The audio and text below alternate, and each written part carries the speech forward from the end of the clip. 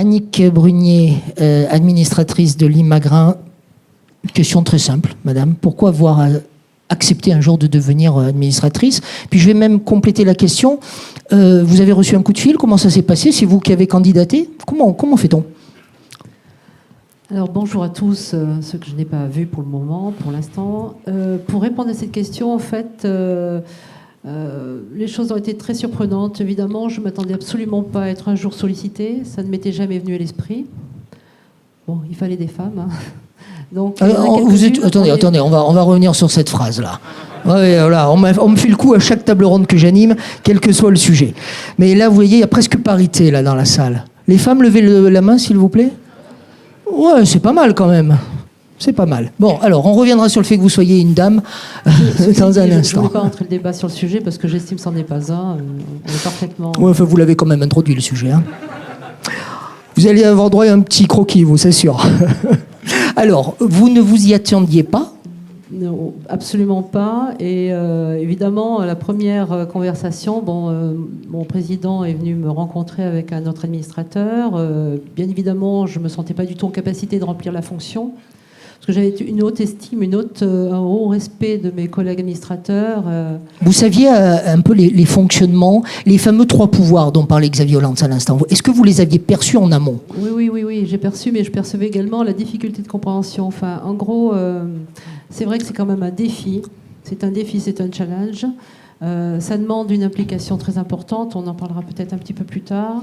Et surtout, quelque part, une dissociation entre ce qui se passe dans sa propre exploitation. Et puis, brusquement, quand administrateur, il n'y a pas un divorce, mais il y a quand même une petite cassure entre la vie d'avant et la vie d'aujourd'hui. Donc, c'est un choix. Ça fait combien de temps, madame, que vous êtes administratrice? Moi, j'ai été élue en décembre 2012. Et ce qui m'a quand même motivée le plus possible, c'était quand même de découvrir... C'est de la curiosité, le défi. Mais vraiment, c'est très compliqué quand on vient vous chercher. Très très vite, on perçoit le niveau de difficulté. Quels sont les moyens qui sont mis à votre disposition pour être une administratrice efficace? On va commencer par le début. Déjà, il y a des conseils d'administration qui sont fréquents. Il y en a 2 par mois. Donc, c'est un véritable investissement, là. C'est un investissement important. Ensuite, on a accès à différents types de réunions avec nos adhérents, des réunions d'information diverses et variées. Alors forcément, on apprend toujours. Ensuite, on a beaucoup accès à diverses formations. On prend le temps également de nous présenter lors d'un séminaire une stratégie éventuelle long terme sur un PMT sur 3 ans. On prend le temps individuellement de demander, de solliciter des formations si on le souhaite. Êtes-vous rémunéré? Alors oui. Alors ça, c'est un autre aspect. Aspect, madame. Aspect, un autre aspect. Je ne voulais pas l'entamer tout de suite, le sujet, mais bon, je vais... Oui, bien évidemment, ça fait vraiment partie des moyens qui sont très très importants. Crevons l'abcès tout de suite. C'est cela. Ouais, je fais ce que je peux, là. Redevenons sérieux. L'indemnité, elle est nécessaire. On consacre du temps. Du coup, on est hors de notre exploitation. Et c'est vrai que nous sommes indemnités. Alors, chez les Magrins, on est indemnisés à hauteur un niveau d'indemnité qui nous permet largement d'embaucher quelqu'un qui viendrait exercer une partie de notre activité dans notre exploitation. Je veux pas vous mettre mal à l'aise, mais on sent une gêne, là, par rapport à la question. Est-ce que vous avez le sentiment que c'est un problème franco-français et que, voilà, en France, on n'aime pas parler fric, donc là, il ne faut pas en parler de ça? Non, enfin, je sais pas du tout. Je n'ai pas la capacité pour juger si c'est franco-français. Il me semble, mais je n'en ai aucune. J'ai pas les prétentions d'être sûre de moi. Par contre, la gêne, non, si ce n'est qu'il est facile de dire chez les Magrins, un administrateur se déplace va en réunion, va en formation, rencontrer ses collègues administrateurs sur un lieu de travail pour 300 € la journée. Mais au contraire, il faut en parler parce que je pense que dans beaucoup de coopératives, les indemnités ne sont pas à la hauteur du travail. Et je pense que si on veut avoir des administrateurs Plus jeunes. Plus jeunes, et puis en qualité de pouvoir s'extraire de leur propre exploitation, il faut quand même... il faut bien les dédommager à un moment donné. Voilà. Quelles sont vos implications? Monsieur Julliard nous rappelait tout à l'heure en ouverture la dimension bien sûr internationale du groupe que l'on connaît tous, en tout cas au moins dans cette salle. Quelles sont vos implications, vous, en tant qu'administratrice? Ne m'en veuillez pas, mais locales. Donc comment, justement, voyez-vous votre travail à l'international? Alors l'international, en fait, ça repose beaucoup sur des déplacements. Il faut absolument que les administrateurs aillent voir sur place, dans différents pays du monde, rencontrer des équipes, sentir un peu ce qui se passe. Les équipes sont absolument ravies de nous recevoir parce qu'elles présentent leur travail et elles nous démontrent leurs besoins.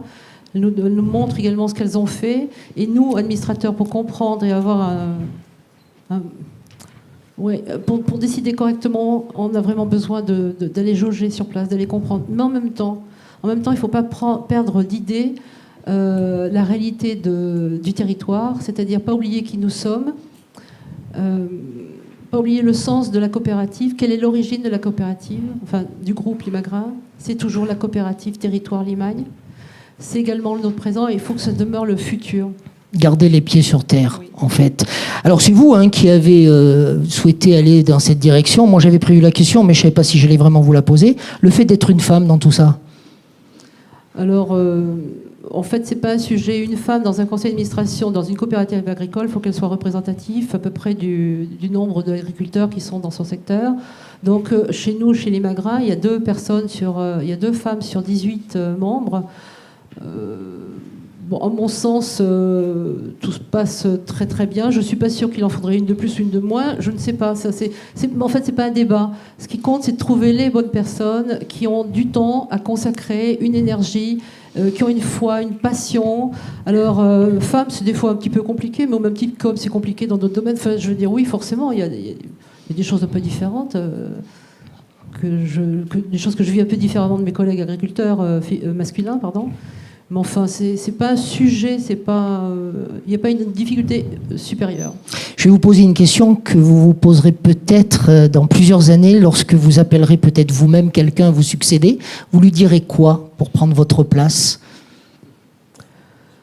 Je lui dirais qu'il faut un véritable engagement, il faut travailler, il faut une véritable motivation et des qualités humaines.